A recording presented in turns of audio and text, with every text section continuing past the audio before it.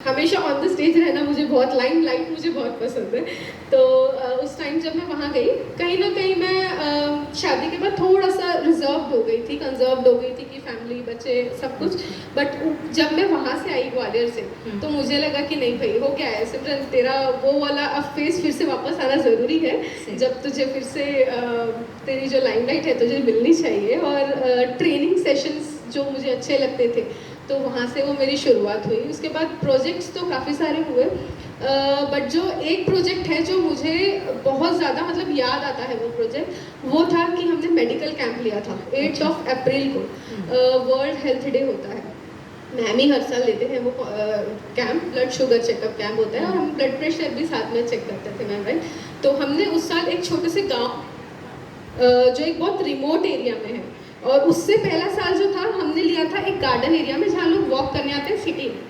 जब हमने वहाँ लिया, हमने 250 सैंपल्स लिए और उसमें से ऑलमोस्ट 180 to 190 पॉजिटिव थे। सबका शुगर लेवल इम्बैलेंस था। और जब हमने वो गाँव में लिया, तो वहाँ पे हमने 300 के आसपास कुछ टेस्ट किया था मैम, राइट। और वहाँ पे हार्डली 3 लोगों को शुगर था, शुगर लेवल एक का तो 44 था। बावजूद 44 के बावजूद वो लेडी इतने अच्छे से स्ट्रॉन्ग खड़ी थी कि हम लोग ताज्जुब में पड़ गए। और वो सिखाता है हमको, हमने वहाँ से ये सीखा कि जितना आप एक्टिव रहोगे, एंगेज रहोगे, जितना आप अपना पसीना बहाओगे, उतने आप फिट रहोगे। ये सब जो हम एसी में बैठ के बातें कर लेते हैं कि हाँ हम बीमार हैं, तो हम बीमार फील करते हैं। तो वो एक प्रोजेक्ट मुझे बहुत ज़्यादा याद आता है कि नहीं बाप रे, मतलब वो चीज़, इतने एजेड लोग भी थे वहाँ पे, लेकिन किसी को ओनली 3 पर्सन थे जिनको था थोड़ा बहुत, और एक का 44 रहने के बावजूद मैं और मैम तो सोच रहे थे ये खड़ी कैसे है, 44 शुगर लेवल इनका, और ये खड़े कैसे हैं। तो उसके बाद में काफ़ी dance competition, inter school dance competition लिए, गरबा कॉम्पिटिशन्स, उसके बाद छोटे मोटे दही हांडी, ये हमारा एक बहुत पॉपुलर प्रोजेक्ट है लड़कियों के लिए। दही हांडी हैं हम लोग 2 साल नहीं हो पाया कोविड के, और वो मैम प्रोजेक्ट इतना ज़्यादा फिट प्रोजेक्ट है कि लड़कियां वेट करती हैं, क्योंकि दही हांडी लड़के ही खेलते हैं। कभी लड़कियों को चांस नहीं मिला, और उस चीज़ में हमारी को बैठती है, वो संभालती है, सारी टीम्स रेडी, और लड़कियों को लेकर आना, और इतना एंथुसियाज्म कि आपको मज़ा आ जाएगा वो देख के। आप सोचोगे कि हमने पहले सोचा था हाइट कम रखते हैं, उन्होंने ट्राई में फोड़ दी हड्डी, फिर हमको मजबूरन हाइट बढ़ानी। और एक बहुत ही प्यारा प्रोजेक्ट है वो भी, जिसमें लड़कियों का जोश बढ़ता है कि हम भी किसी से कम नहीं है।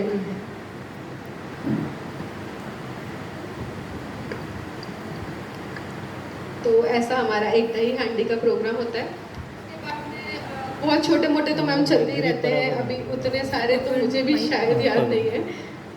और क्या होता है ना, इतनी आप लेडीज़ हो तो अलग अलग के दिमाग में अलग अलग चीज़ें आती हैं, वो प्रोजेक्ट्स चलते हैं। तो जैसे भी प्रेसिडेंट चेंज होता है तो प्रोजेक्ट तो आपके चेंज होते ही होंगे, सही ना। कुछ प्रोजेक्ट्स ऐसे हैं मैम जो कभी चेंज नहीं होते हमारे, जैसे ठीक है हम लोग समाज सेवा के लिए ही ग्रुप उसी के लिए फॉर्म किया है, बट एक होता है ना कि हम इतने सारे फ्रेंड्स हैं तो थोड़ा तो एंजॉयमेंट बनता है।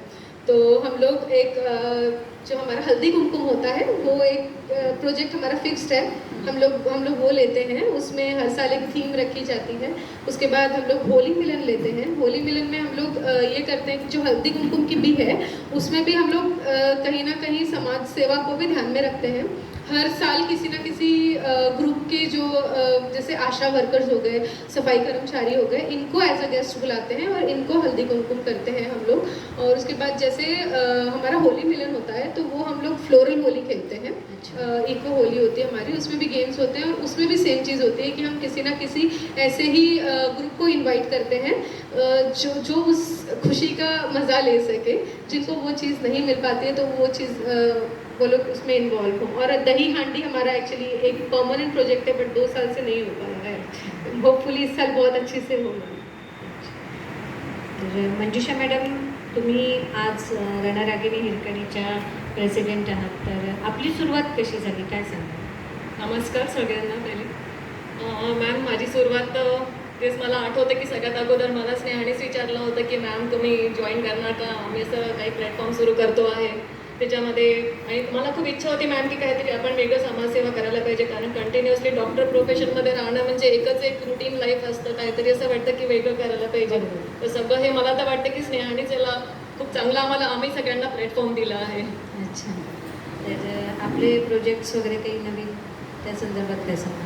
नवीन प्रोजेक्ट्सचं मॅडम आता यावर्षी तर आम्ही आता एक नवीन ठेवलं आहे की कोविडमध्ये ज्यांचे हस्बंड एक्सपायर झाले आहेत त्यांच्या मुलांना आम्ही फ्री बुक्स सप्लाय करतोय आणि आम्ही दिले पण आहेत. आणि ओल्ड पीपलला आम्ही मेडिसिन पण प्रोव्हाइड करतोय. आणि हा आमचा प्रोजेक्ट सुरू झालेला आहे ऑलरेडी. सपना जी, आप रणरागिणी हिरकणी की वाइस प्रेसिडेंट है, तो आप क्या बताना चाहोगे? आपके जो फाउंडेशन में आप जुड़ी हुई हो तो वो कैसे क्या? सबको मेरा नमस्कार। एक पेटेंट लाइन है स्नेहा भाभी ने, हम जैसे कि पहले एक फ्रेंड थे तो उन्होंने ही हमें पूछा था कि मैडम आप भी ज्वाइन करेंगे क्या, ऐसा ऐसा एक प्लेटफॉर्म है। तो उस समय मेरा भी कुछ ऐसा ही शेड्यूल था, रूटीन। मैरिज हुआ था, मेरा क्लिनिकल प्रैक्टिस जस्ट शुरू हुआ था उस साल 2017 में शुरू किया था। हाँ. तो ऐसा था कि शादी के बाद 3 साल भी मारवाड़ी फैमिली थोड़ा ऑर्थोडॉक्स रहता है, तो 3 साल से मैं भी घर पे ही थी, प्रैक्टिस थोड़ा बंद था। तो उस समय मुझे भी ऐसा लगा कि नहीं, ज्वाइन करना चाहिए, क्योंकि एक सोशल ग्रुप होना काफ़ी ज़रूरी है उस समय। और मेन मतलब मोटो जो था ज्वाइन करने के पीछे, वो एक सोशल जो रहता है सेवा भाव। क्योंकि हम लोग कॉलेज टाइम में एक हमारा कम्युनिटी डेंटिस्ट्री का पीरियड होता है, उसमें हमको हर गांव खेड़े में जाना होता है और कैंप कंडक्ट करना होता है।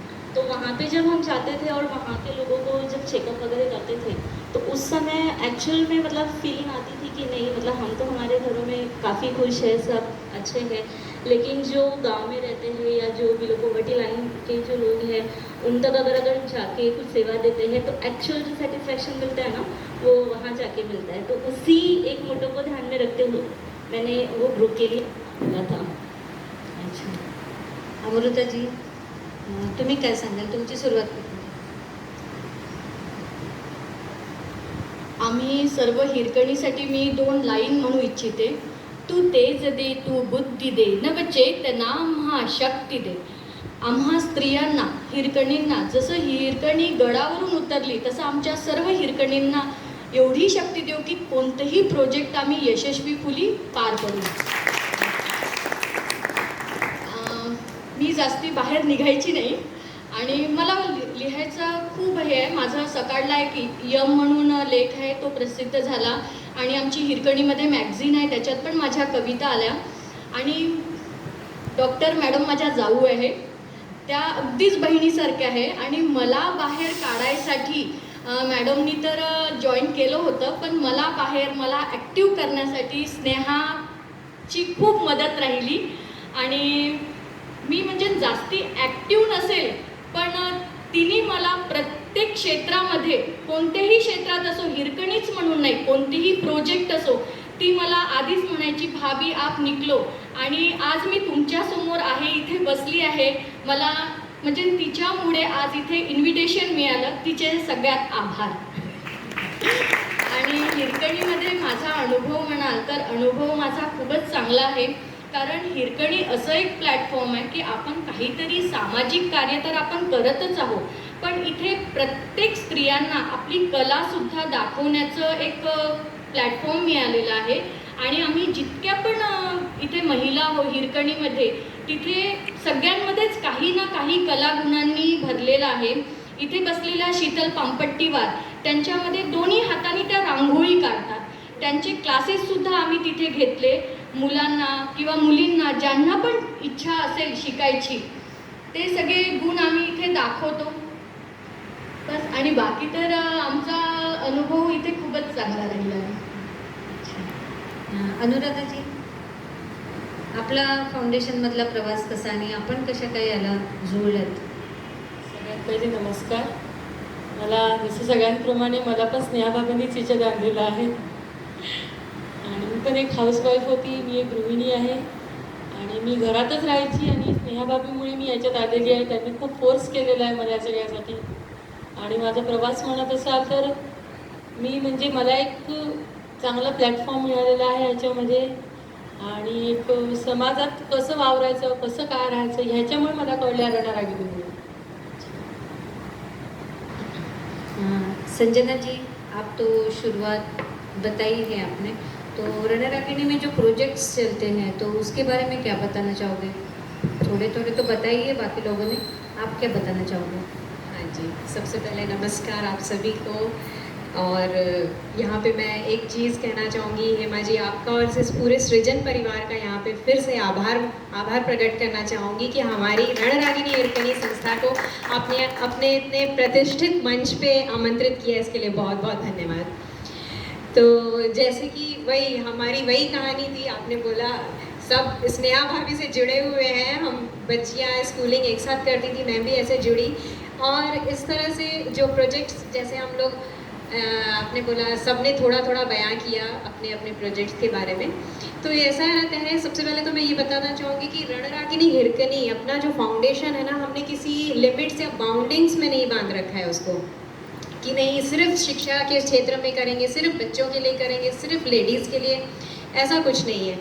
समय और परिस्थिति के अनुसार जैसा जैसा जो समय आता है उसके अकॉर्डिंग हमारे प्रोजेक्ट्स, जो भी प्रपोज़ल, हमारे सारे हिरकनी मेंबर्स को फुल आज़ादी है कि आप अपने प्रपोज़ल सामने लाइए, हम बैठ के डिस्कशन करते हैं और जो उसमें कंट्रीब्यूशन कर सकते हैं उस अब आगे आते हैं, और जैसे ही सबकी राय बैठती है उस अनुसार प्रोजेक्ट लेते हैं हम लोग। इसको जैसे कि बहुत अच्छे ढंग से हम कर पाएँ, इसके लिए प्रोजेक्ट डायरेक्टर भी निर्धारित करते हैं कि बस इसका यही मकसद रहता है कि प्रोजेक्ट सुचारू रूप से चल पाए, अच्छे से मैनेज हो पाए। क्योंकि ऐसा होता है ना कि लेडीज़ जो जिम्मेदारी ले लेती हैं तो फिर उसको फिर कोई नहीं रोक सकता पीछे, उसको वो पूरा करके ही रहती हैं। तो बस एक जिम्मेदारी देने की देर रहती है, वो फिर जुट जाते हैं उस प्रोजेक्ट पे।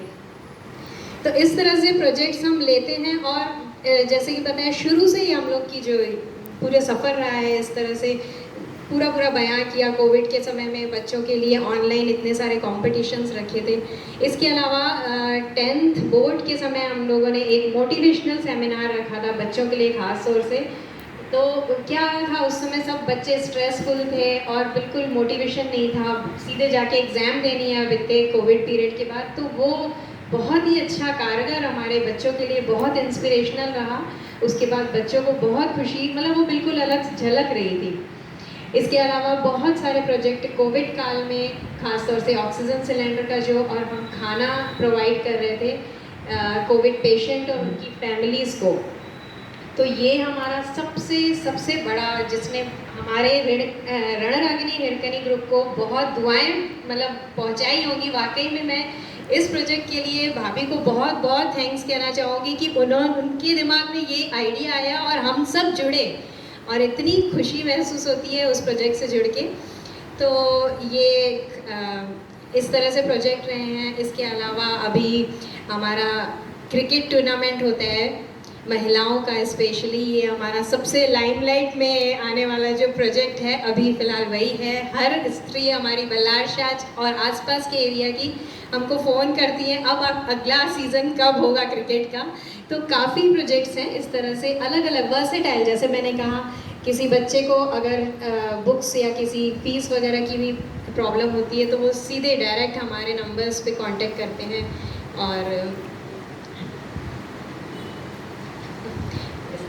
बहुत सारे प्रोजेक्ट हैं इस तरह से, बहुत बयान नहीं कर सकती है, बहुत लंबा सफ़र रहा है। जने प्रेसिडेंट बन चुके हैं, वाइस प्रेसिडेंट है, और हर एक अभी जैसे मैंने बात की कि हर एक के दिमाग में एक एक चीज़ आती जाती है और आपके प्रोजेक्ट चलते रहते हैं। आपको बहुत बहुत शुभकामनाएं अगले प्रोजेक्ट्स के लिए।